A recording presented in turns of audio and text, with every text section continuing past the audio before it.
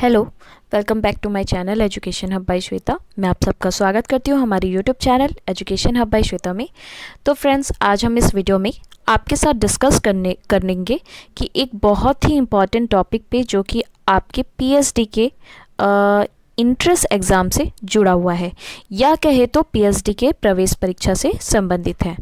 तो देखिए फ्रेंड्स, क्या होता है कि बहुत सारे स्टूडेंट हैं जो पीएचडी के इंट्रेंस एग्ज़ाम में बैठना चाहते हैं, बट पीएचडी में एडमिशन लेना चाहते हैं, लेकिन उनके मन में एक क्वेश्चन घूमता रहता है, वो भी बहुत ज़्यादा घूमते रहता है कि हम पीएचडी में प्रवेश कैसे लें, ठीक है। या फिर पीएचडी के इंट्रेंस एग्ज़ाम के बारे में उनके मन में बहुत सारे क्वेश्चंस होते हैं, उसके सिलेबस के बारे में होते हैं, या फिर हम पीएचडी का इंट्रेंस एग्ज़ाम दे सकते हैं या नहीं दे सकते, या फिर किस कंडीशन में हम दे सकते हैं। कुछ लोगों का तो ये भी सवाल रहता है कि अगर हमने नेट किया है तो क्या हम पीएचडी में डायरेक्ट एडमिशन ले सकते हैं या फिर हमें इंट्रेंस एग्ज़ाम देना होगा।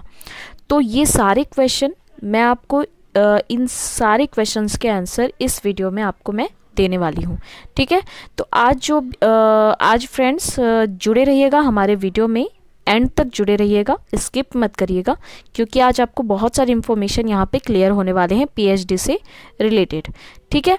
तो अगर आप हमारे चैनल पे नए हैं तो प्लीज़ हमारा चैनल सब्सक्राइब कर लेंगे और बेल आइकन पे क्लिक कर देंगे, जिससे मैं आगे जो भी वीडियोस डालूंगी उसके आपके नोटिफिकेशन ईजिली मिल जाएंगे, ठीक है। और हाँ, अगर आपने हमारा टेलीग्राम ग्रुप ज्वाइन नहीं किया है तो आप हमारा वो भी टेलीग्राम ग्रुप भी ज्वाइन कर सकते हैं, आपको लिंक डिस्क्रिप्शन बॉक्स में मिल जाएगा, ठीक है।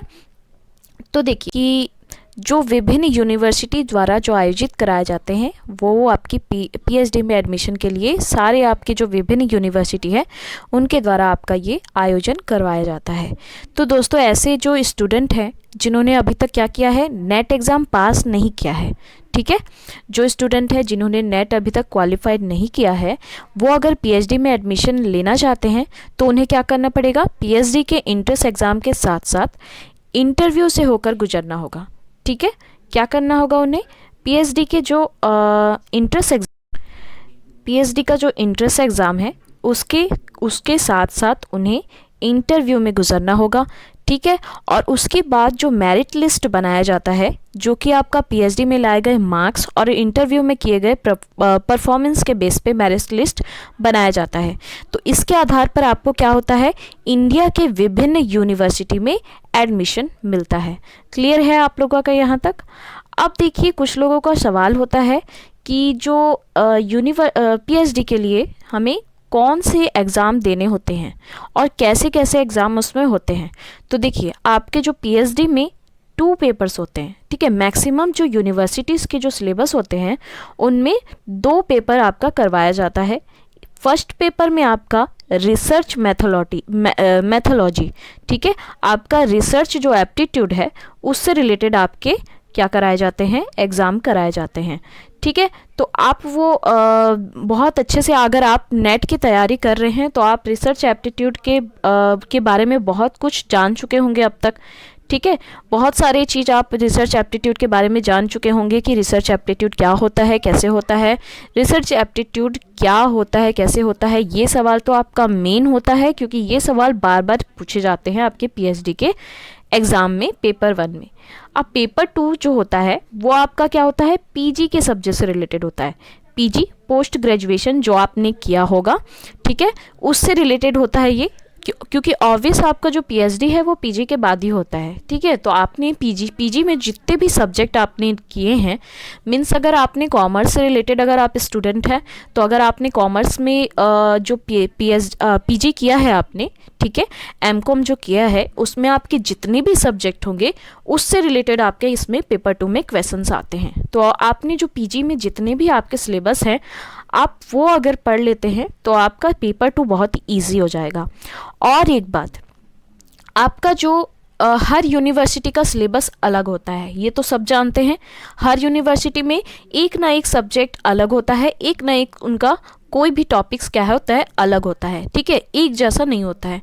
तो सबसे बेस्ट इसमें क्या रहेगा, अगर आप पेपर 2 क्लियर करना चाहते हैं और अगर मैक्सिमम आप 72% या 75 या 80% तक अगर आप लाना चाहते हैं अपने पीएचडी एग्ज़ाम में, तो आप जिस भी यूनिवर्सिटी के एग्ज़ाम आप दे रहे हैं ठीक है, जिस भी यूनिवर्सिटी से आप पीएचडी कर रहे हैं उस यूनिवर्सिटी के वेबसाइट पे जाइए, आपको वहाँ पे सारे पेपर्स अवेलेबल मिल जाएंगे, सिलेबस अवेलेबल मिल जाएंगे और प्रीवियस ईयर के क्वेश्चंस पेपर अवेलेबल मिल जाएंगे।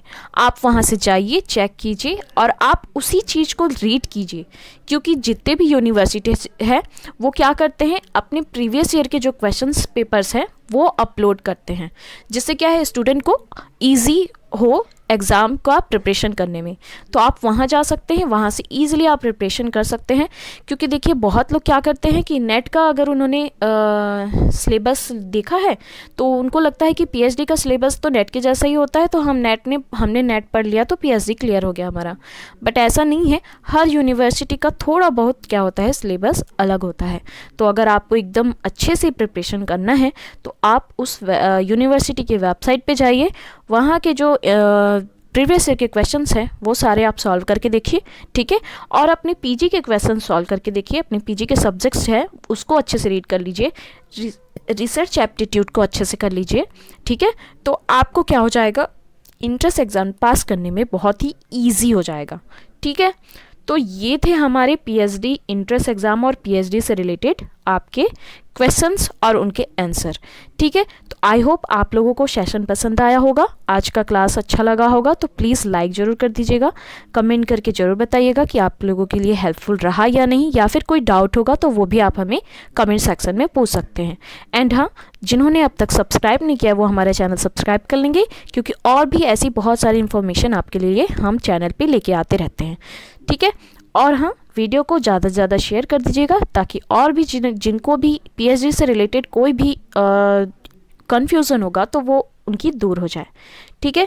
तो चलिए आज के लिए इतना ही, नेक्स्ट वीडियो में फिर मिलेंगे, तब तक के लिए धन्यवाद।